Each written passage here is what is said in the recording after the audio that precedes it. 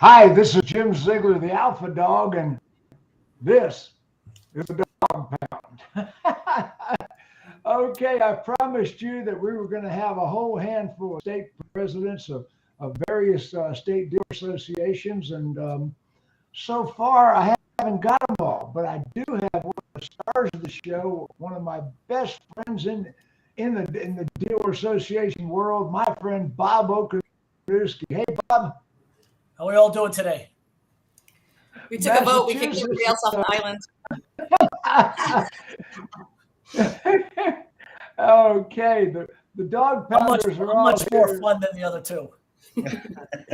Okay, wait a second. I think somebody just showed up. I know Jason's trying to get in. It's Don Hall. Better late than never. Virginia Auto Dealers. Hey, big guy. Hey, how you doing? Good to hear your voice. Oh, it's good to see you. We're still lacking. Jason's trying to get in. He says. Wilson. Oh, Jason's trying to get in the show. Yeah. Send him a link, somebody. He is trying. That is correct. Okay. Very good. Anyway, while he's trying to get in the show, I'm going to introduce. Kentucky just got the internet last year, so there could be some issues with the gerbils getting tired and stuff. Spinning those wheels. Okay. Yeah. I hate they can't get on yet. That's all right. We'll invite them in as we go. Let's talk about whatever we know would be frustrating for them that they would want to work against. We'll just knock it out before we let them in the show. Or we can just talk about Jason. Okay. Okay, we're waiting on Jason to get in. From that, the Empress. The Empress. Sorry, I'm sending Jason the link on the email thread real fast. Yeah. Okay. The Empress of Executive Management, Miss Jennifer Griggs. Hey. Yeah, I'm going to send this to Jason, and I do also want to say, I know we were expecting, I guess there's some big stuff happening, a big meeting with the Senate in West Virginia. So we lost Jared on the show today, but yeah, all very important stuff. We lost Jared, and we lost Mr. Milstead. Did we lose him, or did we gain an opportunity to make a difference while there is a Senate? Great opportunity! For the legislation. Great opportunity pushing through there in West Virginia. So okay, thank you. Direct from Moscow, Russia, the mad Russian himself, Max Zandon. Hey, big guy. Hey, Jim. Listen, I'm really excited about the show. I mean, hope these guys can handle the questions. We've got two of the very best, and of course, well, the Alpha Dawg told me that there were multiple choice, so it's pretty easy. Yeah. It's like one of us all will have something different to say. You just pick which one. It's the only reason I got almost 1,600 on the SATs. Just pick and choose. Good guess. No idea what I was doing. They're giving you the answer. It's got to be right. Okonewski said he's really worried with Don Hall on the show. He's not going to get a word in edgewise.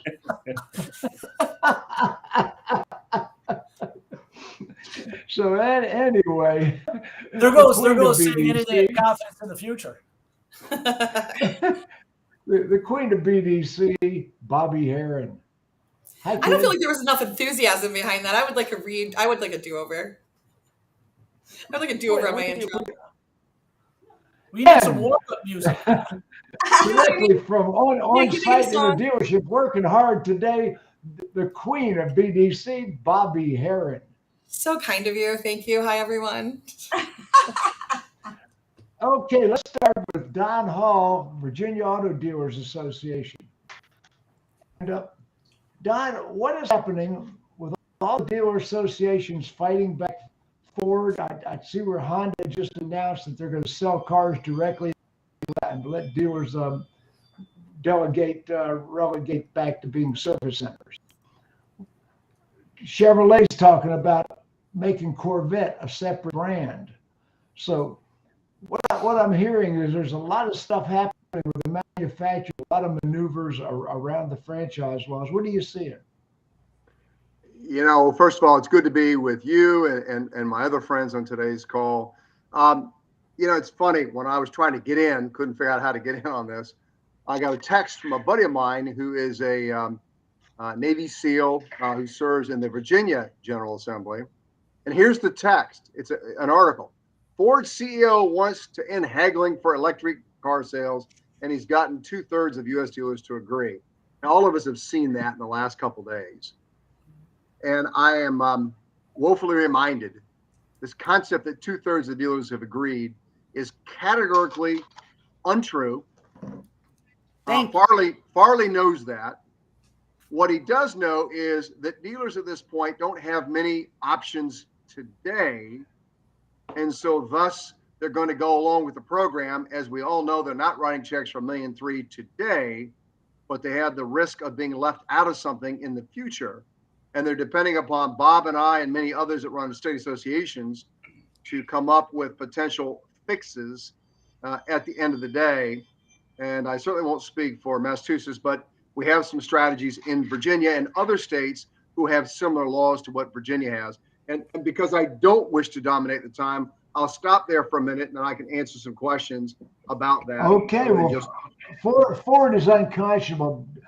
Before the show, April Simmons pointed out that dealers have not made a commitment to write a check for $1.2 million so far. Yeah, So it's like it's it's the pre-commitment, right? So anytime you're doing a facelift for a store, or you're committing to something, there's like the pre-commitment to the pre-commitment to the pre-commitment. So I think everyone's still kind of in that pre-commitment phase, and Don couldn't have said it more perfectly than the way he did, which is, you know, nobody knows exactly what the answer is or what to do, but, you know, obviously you don't want to get pushed out or you know, get left in the dust. So there's a lot of just questions and nobody knows the right answer. Well, first off, Farley said that 1,900 dealers have signed up for the program. Yes. Yeah, but let me address that for a second, because the first thing that came to my mind yesterday when I saw the number is, you know, where are they? I didn't see a breakdown by state where they are. So if you have all the dealers in California, we have all the dealers in some of the other Cal-Lev states that are signed on, because that's where the CARB rules are kicking in immediately for the manufacturers needing to sell the ZEVs. You know, that's a big difference than if we're now looking at everyone in Arkansas, Louisiana, Alabama, Mississippi, and other states signing on. And there was no breakdown of that 19 and change of certified elite versus certified. So, you know, I really would like to see the numbers before we start trying to dissect them and figuring out what it means. Mm-hmm.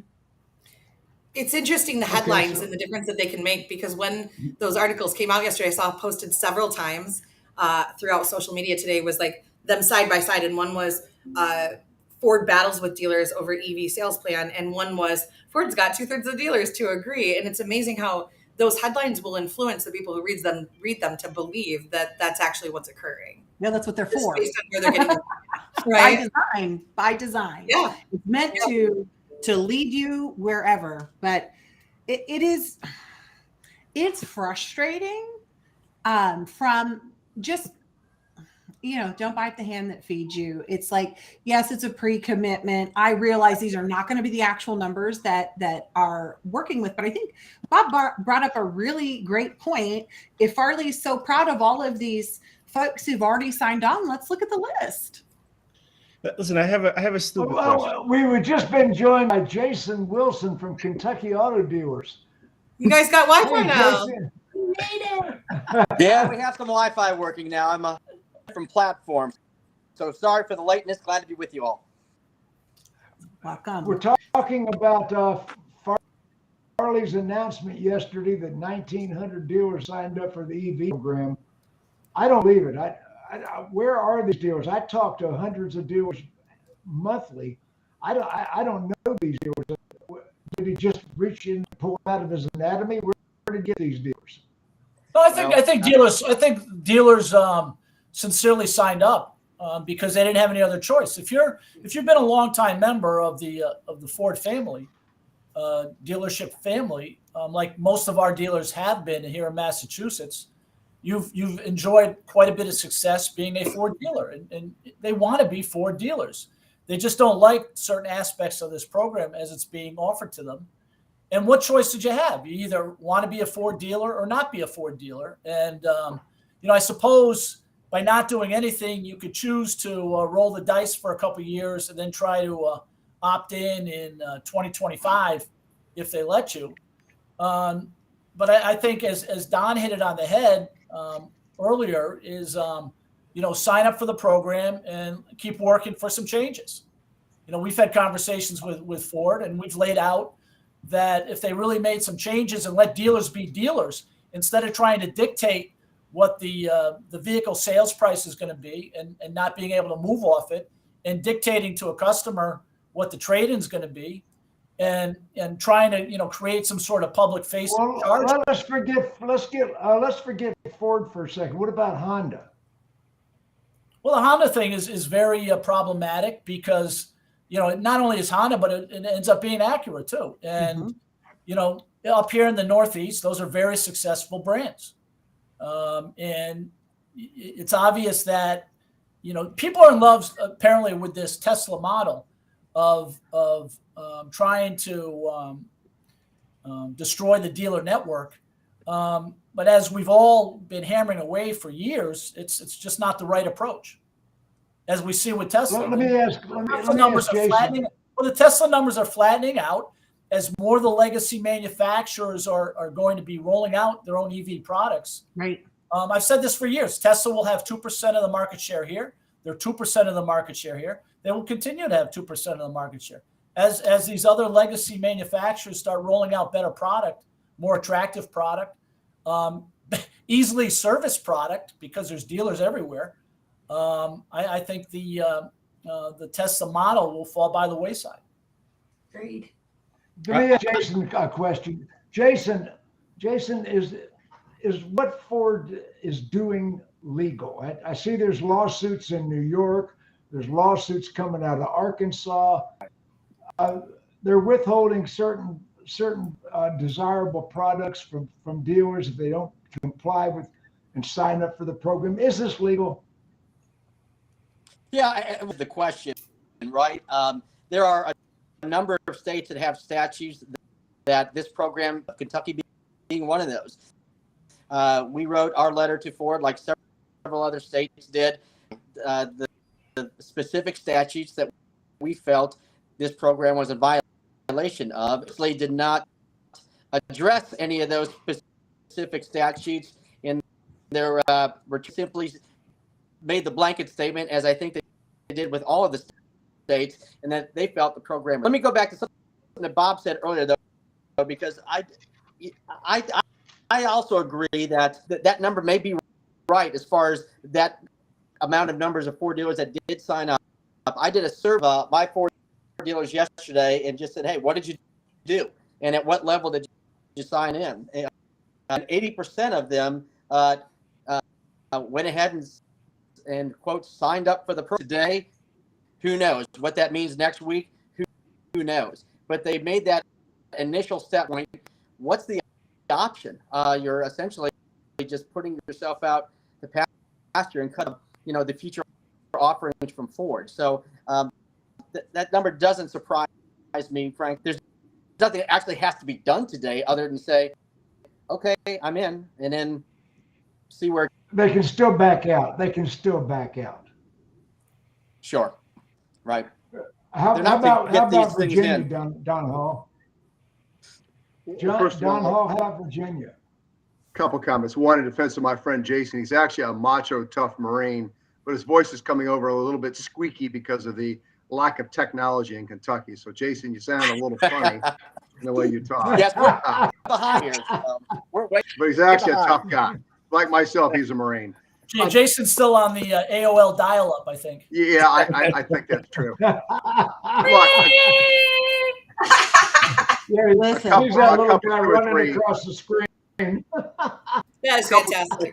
Couple, two or three things to think about and talk about for a minute. First of all, just to fast forward for a second, on January the 11th, a Wednesday, and a month from now, we will be dropping in a bill in Virginia that will outlaw, prohibit the agency model in the Commonwealth of Virginia. I've given that bill, shared it with many of my peers. Unfortunately, many of them, for various reasons, are not taking on that legislation. I am talking about it nationwide to cause others to kind of jump on this bandwagon, but it will make it abundantly clear the very things that you're talking about, OEMs cannot do. Number one, and I think we have an obligation to do that and to have those fights before the legislature. Now, two, as much as I love dealers, and Jim, you and I are the old salts here in terms of working on this industry. I'm 40, almost 44 years. Speak for yourself. Well, you're a long time in business. But this is a compliment, Jim. It's a compliment to both of us in our careers. Dealers have got to lead from the front and take possession of this issue as well. Meaning they can't just sort of sit behind, the doors and saying, this is so bad. Are you willing to put your resources at risk? Are you willing to speak loudly? As an example, last week, I believe it was last week, I talked to some dealer council members who were in Phoenix for the dealer meeting to deal with Ford. And those dealer council members, this is nothing new to me in my long career. They're unwilling to challenge because they feel like they They're get not something. angry. I don't see the angry dealers. There I is don't not. see anger. There is not. Let me make a comment that is very controversial, but I believe this with every fiber of my being. Absolutely. We don't allow controversial statements on this show. Well, hold tight, then, We Jim. support them. You won't invite me back after this one. You'll support this one, I promise you. And that is this. This entire issue of EVs is all about politics. That's what it's been from day one. That's what it is today. That's how it's been funded. It's all about politics.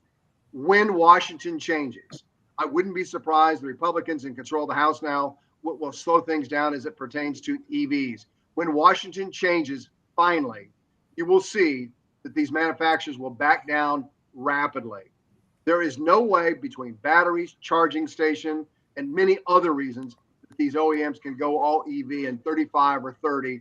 I predict a day where Ford will have hybrids, they'll have ICE, they'll have electric, they'll have hydrogen.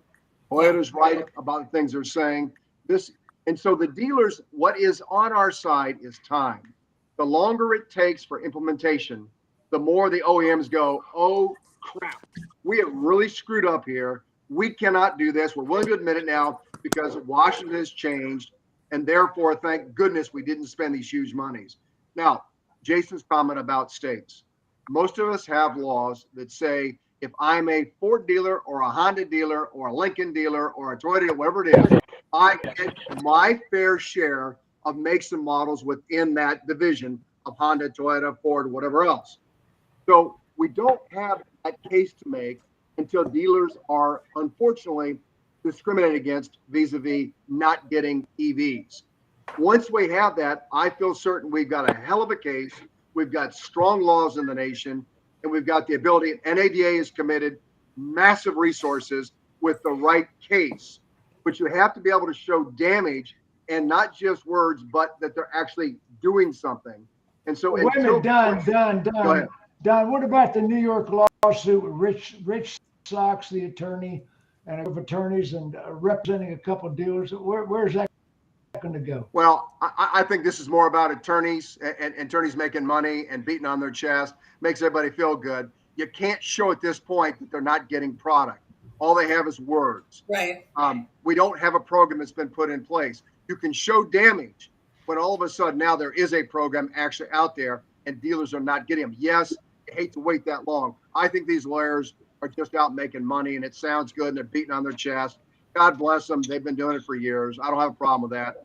But at the end of the day, it's a false sense of security. The real lawsuit is going to be in a state where dealers, when they have this strong law in place, and dealers say, wait a minute, I didn't sign up, but I'm entitled to these products, and therefore you have to give them to me. Let's go to court. So, Don, how do you think then the movements to separate some of these EVs into their own brand is going to play into that effect, where it's not the same brand that I have a franchise agreement on now?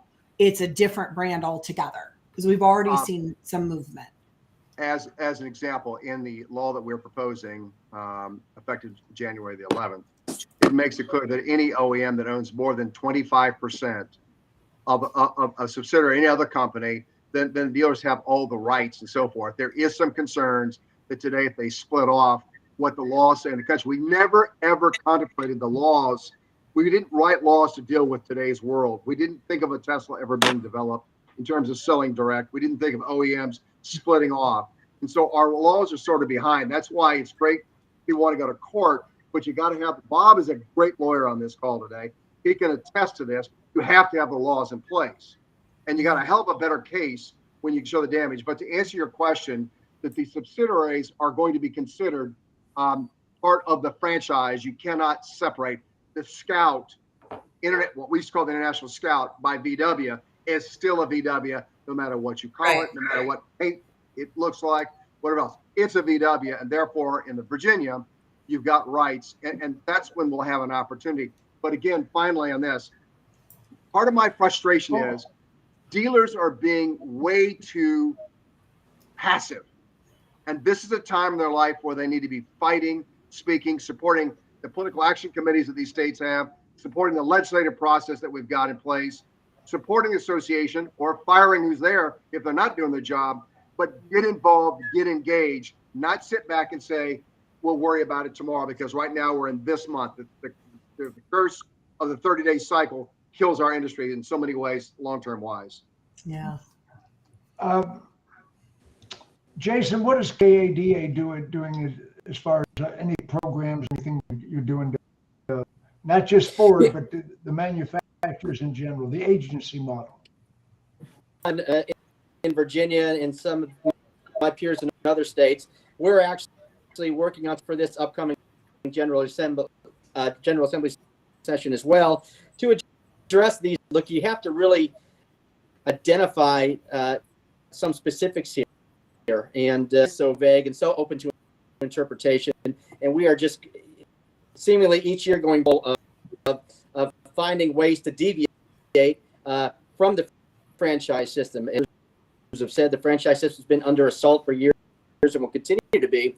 And here, working with our various partners, is coming up with some of that language that in a specific manner, strengthening these franchise laws. An example is a great one with the Scout. Look, if you're a VW, the Scout is a VW. That is the thing. To try and the Scout is a VW, absolutely.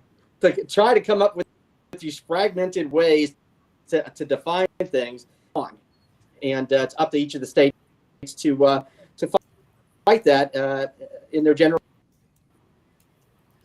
Is it a fragmented way to define it, or is it the ability to cause a workaround that goes around our franchise laws and be able to just do what they want? Because that's what it seems like to me. That's what we're seeing. Let's lay it right out there. Yeah, and I mean, that's what we're seeing a lot of right now. Bob, what do you think? About what? The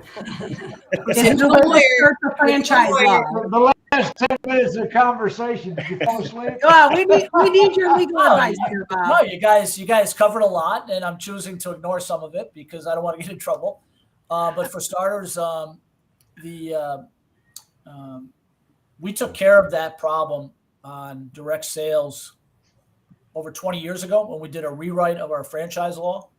Got passed in 2002, where we strongly prohibited the sale of vehicles by a manufacturer directly without a dealer. And we also included subsidiaries and all that. So is Ford not going to be able to do it in your state? I'm sorry? Is Ford not going to be able to do it in your state? Have you got such legal protection they can't do it? Well, we sent a letter to Ford arguing on the, if we want to talk about the Model E for a second, we feel that the proposed program in its current form is illegal under Massachusetts law. And there's a number of states who've also filed letters with Ford saying that. Unfortunately, I think as Jason said, you didn't get any type of substantive response back from Ford other than to say that this is a voluntary program. Now, I've got military members in my family who will tell you that graveyards are filled with volunteers, and you can be made to volunteer. And I think you have two parallel tracks here. The dealers are going to need to do what the dealers need to do to stay a viable business presently. And signing up for a program is the step that they need to take to stay viable presently. At the same time, the associations are going to undertake actions to protect those dealers so that the programs that they're going to operate under in the future comply with the law. And, I've got people who will tell me that over the last few days that there's no way Farley's going to change any of this, that he's committed to it. He's too far out in front, in love with the Tesla model and extracting money from dealers because Ford feels that the dealers are too profitable. But the dealers are going to need to do what they need to do to stay in business. And it's up to us to keep fighting and making sure the programs are rolled out in a way that comply with law, current law. Now, I'm glad that you said that, Bob, because as Don was being controversial, saying it was about politics, I was like, well, partially, but also there are some of the folks at the heads of these manufacturers that are infatuated with the cool kid whose business model is profitable, but I don't know why they think he's the cool kid. So I think a lot of it is that, and I 100% agree. They're trying to replicate something that's not proven when we have a franchise model that has been proven for how long? And that's the point we've also made to Ford, is that I don't understand why you have to get into pricing and trade-in values and public facing. Just let the dealers be dealers. You can structure the distribution and retail sale of EVs in a way that enhances your dealer network. And for the life of me, I don't get it. But they seem committed to it right now. Unfortunately, I've talked to a number of Don and Jason's colleagues in the South, and the bigger issue at hand is, we're a CARB state, we're a CalZev state. So, we signed on to that craziness in the mid 90s when we passed the law that says, you can look at the law. It says we have to do everything that CARB says, right? It's ridiculous, but 30 years of that now, and we'll get solar powered lawnmowers at some point. Unfortunately, when you look at it and you look at the handful of states that are two states that have trigger laws, and you look at the up to 15 states that are wedded to CARB in some form, there's a disparate impact at a federal level on how this program operates, because you're asking the dealer in East Nowhere land, Southern Illinois, to come up with the same amount of money and same financial commitment to be a certified elite as you are an individual who's a Ford dealer in Metro Boston, which is a major population. Kentucky, for instance. I'm just saying that there's a disparate impact here at a federal level in how these dealers are expected to be complying with the program, and yet the impact to them. We've made the point to Ford a number of times. There's no commitment in this program to vehicles. There's no commitment on proper allocation to vehicles, especially to the CARB dealers. And, that's a huge problem. I put in our letter that if you're going to come up short with allocation, then there's got to be some financial flow back to the dealers. There is no financial reward that they're throwing out there to be in the program. And if you're not going to give them fact, Honda, Honda is telling dealers they're going to relegate them back to being service centers, and they're not going to participate in the sale or profit of a sale of a Honda. So question-wise, okay, let's go from an OEM perspective. And before anybody jumps on this train, I don't agree with them, obviously. I was going to say, are you sure? Yeah, because I think it's important sometimes, because I'm listening to Bob, a smart guy who knows what he's doing. And I'm listening to you, and I'm trying to think is, if a dealer hears this message from you guys, does it make sense to them? to everybody in the dealership, and sometimes it doesn't. So when we look at it and we say, I don't know why Ford would do this, absolutely we know why they would do it, because they don't care which dealership sells the car. They care that they keep their market share against the other OEM. We know why they're doing that part, right? The pricing. I don't know that there's one thing here. Yeah, but if I may jump on that for a second, I make this point to Ford all the time, is that you have a potential here to devalue the franchisor and the franchisee. Because if you've structured a retail sales process that the customer is not happy, right? This is all about making the customer happy. And if you've structured a process that is going to be detrimental to the consumer, if I'm looking to buy a Ford product, right, you're going to set the price, and I can't shop that price from dealer A to dealer B to dealer C. Right. And you're going to try to set my trade-in value, and I can't get that change from dealer A to dealer B to dealer C, all within 20 miles of me, then, maybe I'm not interested in buying a Ford. Maybe I'm going to go to Toyota or Honda. But this is a Band-Aid on a bullet hole. It's a Taylor Swift thing, right? It's a Band-Aid on a bullet hole. It's always a Band-Aid on a bullet hole. And my jam is customer service. Everybody knows that. So I'm so glad you just co-signed that message. Thank you very much. But that's a huge part of it, though. If I'm a brand loyalist, or I'm trying to take up market share in a market, I've got 10 dealers that aren't doing it all right, or they're all doing it different, then can I control the set of dealers, or can I control the other manufacturer? Guess what? I can control the set of dealers. I don't agree with any of this at all, but I don't think there's a question as to why it's happening. But I do think there's a question in the dealership of how do they make a change? How do they make a difference? What do they do to help with this stuff, or what can they do? Because for years and years, Bobby, Ford has discriminated, in my opinion. I said my opinion. That was shit. Okay, in my opinion, In my opinion, Ford has discriminated. Ford has discriminated against the rural dealers. Their General Motors was calling them the Main Street dealers, and Ford was calling them the select dealers. So this is a move, in my opinion. There's that my opinion stuff again. But in my opinion, this is an attack on the heartland, Jim. Just say it.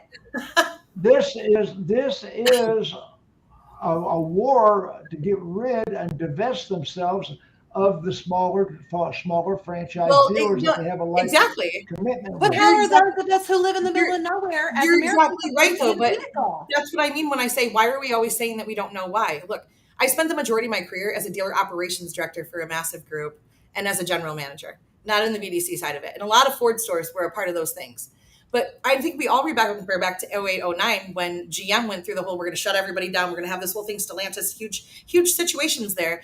So if you're a major manufacturer who wants things to go to online, isn't this a smart strategy? And everybody watching is just letting them do it. We're watching them do it. We say it's going to fail. It's going to fail. First of all, direct sales is going to fail. But it's not going to fail before it damages the dealership. Ford can't produce an ordered car in a year. They got Broncos out there for a year that have been ordered. They can't build a car to order. I mean, what the hell are they thinking? It's not going to fail before the damage is done. Is incompetent. Farley better dust off his resume. Come on, April, jump in. I saw you there. Come on. So here's what I really think as we sit here today, as things are transitioning, a lot of decisions have been made during the pandemic time, and certain things worked during the pandemic time that would never stand the test of time before or after, right? So certain things went that direction. But as we sit here today toward the end of 2022, what we all know is that anybody who went against the franchise model that has worked forever and ever is failing. Tesla's going down. Why? Because now customers need their vehicle serviced and they can't do it. Carvana is T-minus 2 minutes before they go bankrupt. So anyone who's got interrupt you 1 second, April, get this. Mark Royce, you just said something. Mark Royce, president of General Motors, just said that they are doing 11,000 repairs on Tesla. That one of the biggest side businesses for General Motors dealers is repairing Teslas. Correct. Okay, go ahead. I'm sorry. The only thing stronger than politics and the only thing stronger than power is a good lobbyist? With money. It's money. And so at the end of the day, the consumers who have the money will be making a lot of these decisions. And so a lot of the things that are being decided today will end up going to the wayside, in my opinion, because ultimately the consumer decides. The consumer that has the money that buys these things is going to be the deciding factor. And I think there will be some variances, but as we sit here today, I don't think dealers really have a choice, but everyone feels like we have to go along with the flow, because what else are we going to do about it? So if there are things, actionable items, I think that's the one thing that nobody has said. What is the actionable items that the dealers can do besides just saying get involved? Give me a top 10 list of do this, do that. You know, here's a petition. Here's, hey, sign this letter with me. Whatever the case may be, what are those things to ensure that we start working on the groundwork for the future and making sure those laws are right and tight for the future, knowing that we tighten down the agencies and we tighten down all these opportunities that are going to keep rearing their heads. Even if it gets shut down today, it's going to come back up. The next time something happens that causes a swing, what do we need to start doing today? I have been very critical of NADA, and Mike Stanton, my good friend Don Hall, to get in touch with Mike Stanton to give NADA another chance. And I'm thinking that NADA is marching onto the battlefield, new leadership. And what do you see NADA doing, Don Hall? I'm going to be offensive now for sure, and I apologize in advance. When we talk about, you're offensive all the time. Yeah. When we talk about, we have laws on the books, those laws on the books that Bob's referring to, I had a number of states that allowed Tesla in with no fight whatsoever. And we're naive enough to say we're only going to let them have 4 locations. The law says they can't do it. They did it anyway. I spent 6 years in court, over $1 million to get my ass kicked. And part of the argument was they're already doing it in all these states. The problem is this, ladies and gentlemen, our laws are outdated. My peers are freaking lazy and aren't willing to do what needs to be done. Ask Bob and others, why aren't you doing an agency bill 2023? They all have their little reasons why they're not. But the fact is, it gets to the heart of what you're talking about. Now, at the end of the day, we will litigate. It will be litigated. It'll be tied up in court for years. Unfortunately, more than likely, they'll be able to continue doing business in the interim, so people will be hurt. But it's the only way we can prevail. So it's a matter of being able to litigate, having laws that contemplate. We never contemplated 20 years ago a manufacturer ever selling direct or creating spinoff. It was never. It was around. It was never. It was never even on the radar screen. We never saw this coming. The laws have to be updated now, today, so that we can go in and fight against direct selling, fight against giving up. You know, and by the way, Mike Stanton, to answer your question, has told me point blank that NADA, with its board, will be committed to the right case in the right state, and that doesn't mean Virginia, wherever it might be, where we have laws that give us a reasonable chance to prevail. Not where we're just making lawyers rich and we say, oh, well, we tried.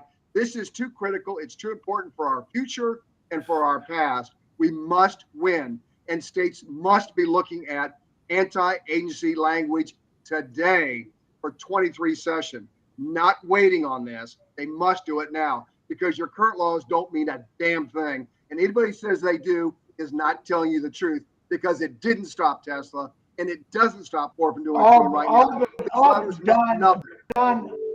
All but 17 states carved out exceptions for Tesla.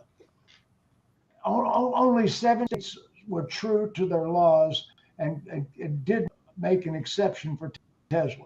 The Ford letters, Jim, meant nothing.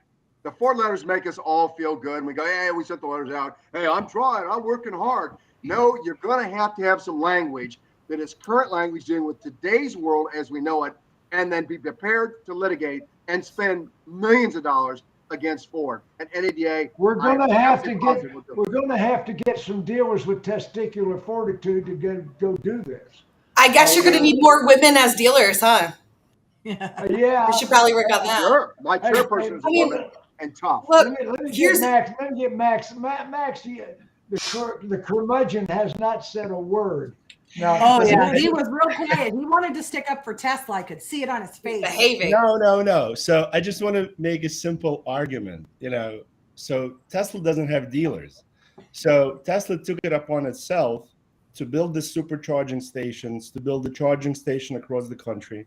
So if other OEMs want to be like Tesla, right? You're either pregnant or you're not. So be like Tesla all the way, build the station, stop passing the buck to the dealers, right? Because the 1.2 million for Ford or $900,000 for Buick or whoever else, right? It's all about building this charging infrastructure. And I'm not old enough to remember when they made the internal combustion engine cars, right? Did they ask dealers to build gas stations, to build the infrastructure across the country? I don't think so. At the end of the day, let the market decide. This is what Jennifer and I think April was saying. The consumer will vote with their wallet, right? And if the consumer wants the electric cars, then everybody will figure out private capital will flow into building the infrastructure on a national scale. Right now, consumer is voting for internal combustion engine vehicles across all makes, across the entire country, even in California, right? There's still more buyers for internal combustion engine cars. Yeah, So especially since their power grid can't keep up with Exactly. I mean, but this is the thing. This is, and I say this every single time. Look, we know I like EV vehicles. The customer should always have an option. I'm customer centric. I want the customer to be able to decide what they want and how they want to buy it and when. But let's be a little alarmist for just a moment. If you give all of the customers the opportunity to have a convenient way to shop without having to haggle anything, without having to make it be difficult, where it doesn't take 27 freaking hours at a dealership, might be surprised by just how many people actually elect that option and how quickly the franchises, those laws change because they can prove that that's what the customer wants. I mean, think about this for a minute. Polaroid, great example. You don't need to be Tesla to do that. I do it right now. I look for a vehicle I want online. I do the research. I see what dealers might have the inventory. I talk to the dealers. I figure out the car I want, price. I go to the dealer and I cut the deal. All due respect. Oh my God. Are you kidding? We're going to need a different show for that. That is not true at all for a consumer. Do you really believe that that's how a customer buys online? That is true. It is not customers. I know friends of mine who do that. Their homework ahead of time online. They figure out the car they want, the price. They find the dealer and they go and cut the deal. That's the way it works. I'm going to table this conversation to a more appropriate time, but I will tell you that maybe this is part of the problem. Maybe this is part of the problem, though. Like, think about this for a second from a consumer standpoint. We think about Polaroid, right? This is a great example of Polaroid. I was watching House of Lies the other night, and they were saying, in 1948, Polaroid sold its first camera. And in 1978, at the height of their business, they sold 13 million. Less than 30 years later, they filed for a Chapter 11 because people think the past is the present. It is so important. We're on the same team. It is imperative, though, that dealers understand why they need to stand up and fight. Because when we say things like a consumer wants to shop this way and let's just let them try it, we end up with Amazon and we end up with Tesla and we end up with Carvana. And that message just has to be more clear. I'm with you. I disagree that it takes an hour to buy a car. And if you bought a car in an hour, it's because they knew who you were.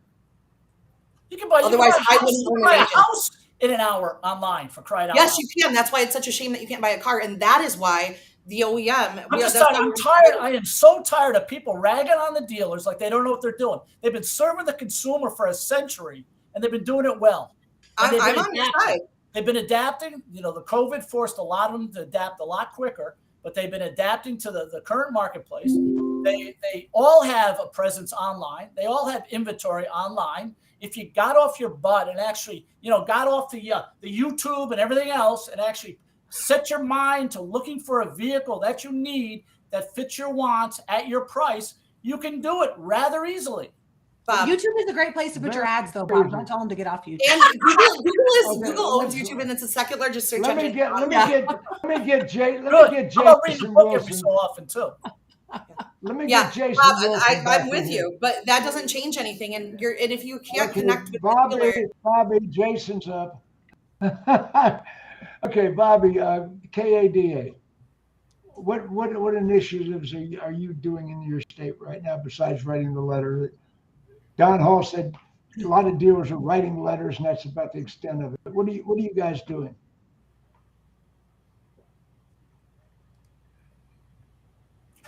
Your sound is not working. There's no sound. Yeah, we don't have any Jason's sound, not Houston.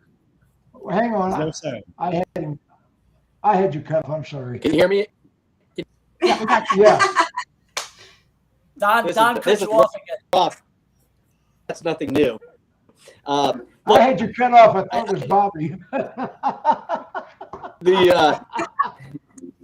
Look, somebody said it earlier, and we've talked to leaders. Yes, we write these letters, we work on legislation, we do all these things. Saying that is equally as important as you have dealers who raise your hand that are willing to, yes, this dealer in the person, I am opposed to this.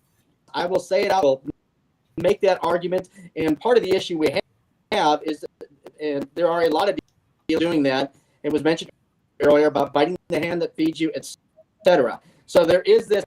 Friend Don's passion is evident earlier, and frankly, pervasive in the dealer community, because this is the fight. Now is the time. We really do need to let their voices be heard. One of the other items that we're doing, council folks earlier as well. Well, we're writing those people for Kentucky, receive something from us, is receiving something from other dealers saying, hey, you represent us. So it's just another way to get that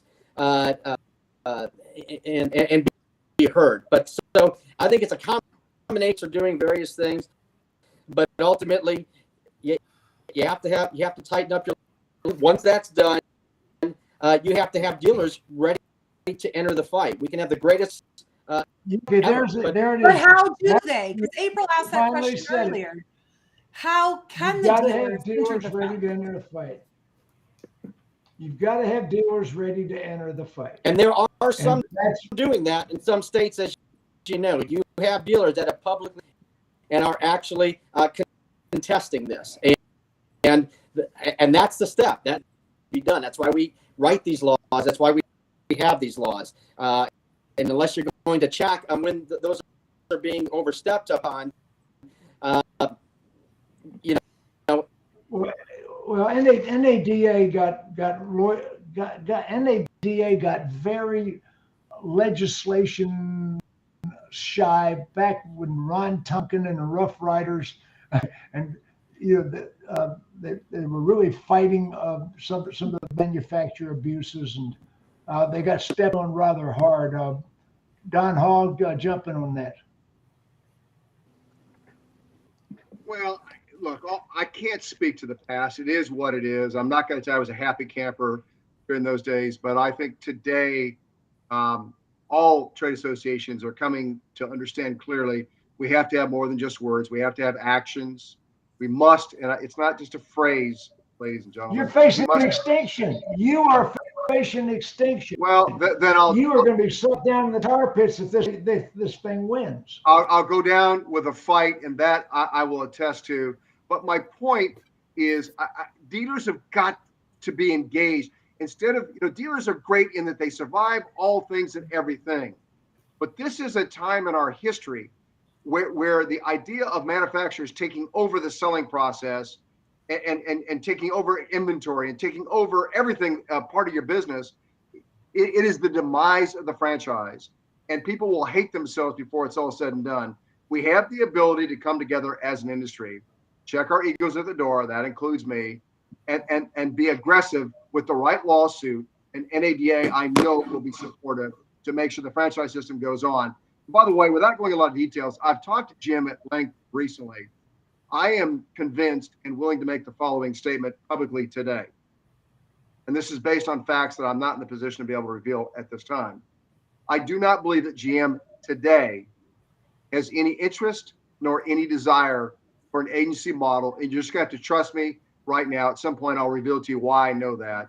GM does not. Now, Ford, Honda, Stellantis, and many others, BMW and other, importers do. Obviously, Toyota would not. But GM today has convinced me, based on some things I'm dealing with, that their interest is not, but to see the franchise system continue on. And that is something I stand behind to share with you and your audience today as well. I have also got that feeling because I've had some talks with GM executives, and I've seen GM's direction. But now, if GM makes Corvette a separate franchise, or if some of those shenanigans are still That's a problem. possible. Yeah, that's a problem, Jim. I heard you say it earlier, and as a big Corvette guy forever, I heard that, and I look forward to seeing how they do that. But as of right now, I would say that they are not, and they would find themselves not disagreeing with any attempts to make sure the franchise law protects status quo of the dealer relationship and the franchisor relationship. I would agree with that. I would just say, Jim, that they could not do that under Massachusetts law. As I said half an hour ago, we contemplated direct sales from a factory. We contemplated factory-owned stores 20 plus years ago. So we have the language in our law. So, but Bob, let me go. Let's just do it right now. The law says we can't drive past 55 in the interstate, but damn if we don't drive 75 all day long. It's nice to say we have a law. It's great. It was a law written before it ever contemplated today's environment. It sounds good. It doesn't mean a damn thing until you litigate the courts opine on the subject. I've said that forever. You know, the laws could be. So You how could have the the law best law doesn't in the matter? books. You could have the best laws on the books unless someone wants to use them. It doesn't mean anything. It's collecting dust. But it's a step. Okay, reason- that's a step. The reason I had all you guys on the show. That don't Go have ahead, anything. Jennifer. I was just saying, you know, I agree. There are Don, there are that's states something that from don't have 20 years anything. ago. There are Right, states that do not have anything. exactly. So at least The something. reason and I doesn't had everybody on the show, the reason I had the state association executives on the show was I want to see what you guys are going to do to fight the abuses. You know, we know they're breaking the law. I mean, that is not even, Don Hall is 100% right. They are breaking the law. That goes beyond my opinion. That's my belief. So I believe they're breaking the law. What are we going to do about it? That's the bigger question here. Jim, I think Don makes another great point that, you know, the dealer engagement is just not there, right? And I might say something very controversial here, but, you know, the last 2 years made a lot of dealers fat and lazy, right? And when you're fat and lazy, you stop being alert. You lose your instinct of self-preservation. You think that you become invincible, and you think that it's never going to happen. It's happening in parallel universe, but it's not. And Don Hall is right. They don't want to fight the hand that feeds them either. Right. So the dilemma here is, how do you start getting dealers engaged? And I think at the end of the day, it's up to each state association to literally knock on doors like they do during elections, right? You knock on doors of each and every dealer principal and bring it to their attention, because without dealer engagement, no matter how aggressive Don and Jason and Bob are, right, I don't think we're going to get a lot of things done, right? And again, without dealer engagement, we're dead in the water. So that's my 5 cents here. And Without the ability to communicate with the dealer for them to understand it, you run into the same problem. if I can add to that, this isn't just the dealer. This is the general manager. It's the fixed operations manager. It's the F&I manager. It's everybody who's committed to this industry, who wants to see their life continue on based on our livelihood is at Right. stake. In our side, in the Where do we dealership side of the industry, though, in the dealership side of the industry, when we say dealer or vendor, dealer is the encompassment of everything. And so, but when you guys are speaking, you say dealer, you mean the dealer itself. And so that's what I was trying to say with Bob earlier, is there is a language barrier that is happening between you and the people that you are trying to represent. Unless you just want to talk to just the one that writes the check, and then you're probably doing just fine defending them for things they shouldn't be defended for. Ronald Reagan said it best. You bargain from a position of strength. Jim Farley does not respect today our position of strength. We have got to dial in our position of strength. And then he will, and Mr. Ford will have to say, wait a damn moment. Wow, I had no idea how strong and how they coalesce as an industry. We have got to back down, and we've got to work with the dealers. who built us and our old man who built this franchise system 110 years ago.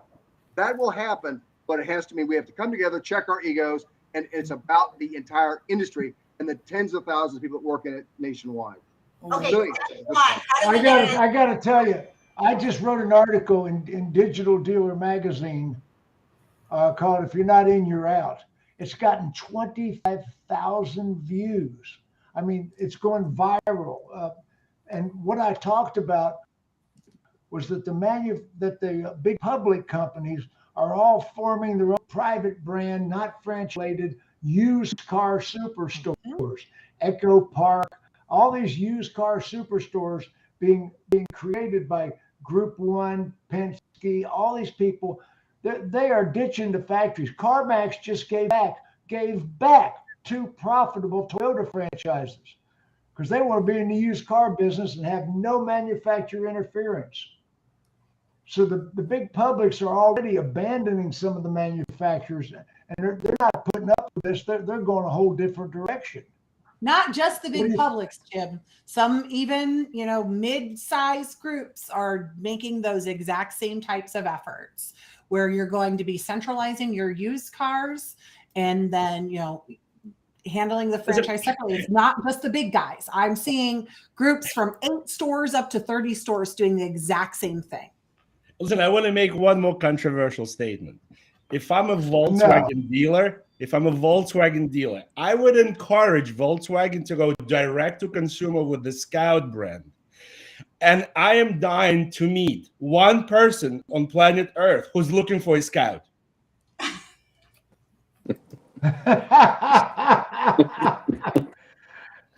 That is absolutely the truth. Unbelievable. April, I know you've been jumping up and down. You look like a little puppy all excited over there.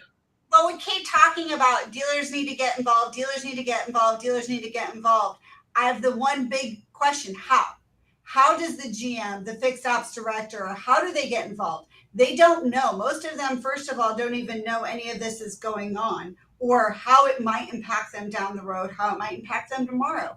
How does somebody get out of the gate? What is the first step that somebody needs to do to say, hey, I definitely want to do something. I don't know what to do. Can I help you Hall. with that? Yeah. Yes. All of us send out email blasts. All of us have Zoom and regional meetings. We have meetings that involve all levels of management. I've got a couple this month, as a matter of fact, with large dealer groups, inviting any and all managers. Bob does the same thing. Jason does, and all of our peers nationwide. So it's the dealerships have got to say to their association, hey, what meetings you got coming? If not, why not? I'd like to sign up, put me on your email list. What can I do to help? I've got people wanting to come to the legislature in 23 that are managers who say, I care about this business. I want to work in it for the next 25 years. What do I need to do? And that's something they need to show the initiative to do. Associations are there. They're willing to embrace, and they could use the help because we have small staffs, and we could absolutely use the help. So step up. Do your e-blast link to a special page on the dealership, on the state association website so that, is there something we can tag in this broadcast? Yeah, well, anybody can sign up. All of us have the ability to sign up for our emails and so forth, working at dealerships, and many non-dealership people that are vendors and sponsors that work with the industry as well. But the answer is we would welcome any and all, and we do meetings on these subjects all the time. But I will tell you, people get hunkered down, end of the month, bad month, good month, lack of inventory month, and they use excuses, all of which I truly understand. But this is big that's going on right now. We got to be involved. Okay, so as we wind down, this hour has flown. I don't know what we accomplished today. I want to see the national organization, NADA. I want to see Mike Stanton. It's public knowledge. I was never a big Peter Welsh fan. I'm not a Peter Welsh fan, but I'm thinking that the NADA under the current leadership is going to march on the battlefield, and I think some things are going to happen. Let's see. I want to thank Jason for sort of being here today. Listen, I feel your pain. I just got fiber out here in Indiana. I feel that pain on the connection. I think just got fiber optic. Jim, I think the one thing we learned is at our next ATAE meeting, we need to take a collection up to get some funding to Jason to improve his Wi-Fi capabilities. It just Yeah, shows maybe how satellite, great like, Yeah, do another email blast. Yeah, maybe except nobody satellite, reads those. they need satellite in Kentucky. We don't have fiber optics, Bob. Yeah. Well, you know, they shut down all the coal plants, so they can't power them up. I met one of the guys from Kentucky who was wearing one shoe. I said, "Sir, you've lost a shoe." He said, "No, sir, I found one." y'all are rough. Okay, this is a great show. Hey, Jason, thanks for being a good sport about that, by the way. Thank Okay, sir. everybody Good to wave goodbye to the audience. Everybody say goodbye. See ya. Thank